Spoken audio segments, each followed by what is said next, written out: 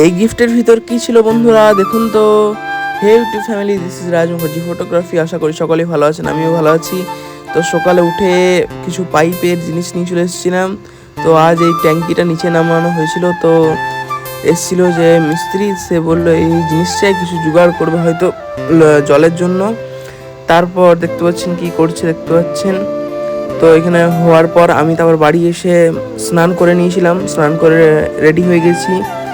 তারপর আমি ব্রেকফাস্টে পাপায়া খেয়ে নিয়েছি, দেখতে পাচ্ছেন পাকা পেঁপে। তো তারপর আবার উপরে এসে দেখলাম এদিকে কাজ শুরু হয়েছে। তারপর আবার সাহেবদার বাড়ি গিয়েছিলাম, তখন রঘুনাথের প্রসাদ খাচ্ছিলাম দুজনাতে। তো দেখতে পাচ্ছেন এখানে আবার চলে এসেছি, দেখলাম কত দূর হলো।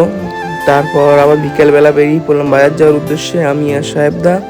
তো দেখতে পাচ্ছেন, কারণ আজ ছিল একটা পিসিমণির জন্মদিন, তাই আমরা সব সারপ্রাইজ প্ল্যান করেছি। তো দেখতে পাচ্ছেন, তো এখন বাজছে 7টা 6। তো প্রথমে আমরা গেছিলাম একটু ঘুরতে গুরুদুয়ারা, দেখতে পাচ্ছেন কিছু শট নিয়েছিলাম এখান থেকে।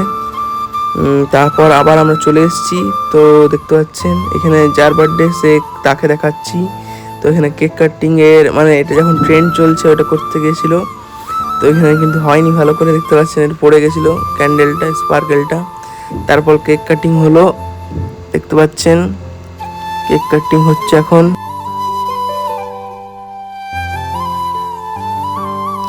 কেক কাটিং হওয়ার পর আবার দুজন এলো বন্ধুগুলো। তারপর আমাদের মোমো পার্টি চলছিল, মোমো পার্টি। তারপর গিফট ওপেনিং হচ্ছিল, আমরা গল্প করছিলাম। তো দেখতে পাচ্ছেন এখানে গিফটে কি আছে দেখুন বন্ধুরা, ভাবুন। তো গিফটে দিয়েছিলাম আমরা একটা ওয়াল ক্লক, দেখতে পাচ্ছেন।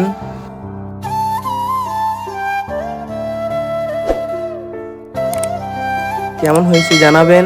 তো এখানে এই ভ্লগটা শেষ করছি, ততক্ষণের জন্য বাই। আবার দেখা হবে নতুন ভ্লগে, বাই।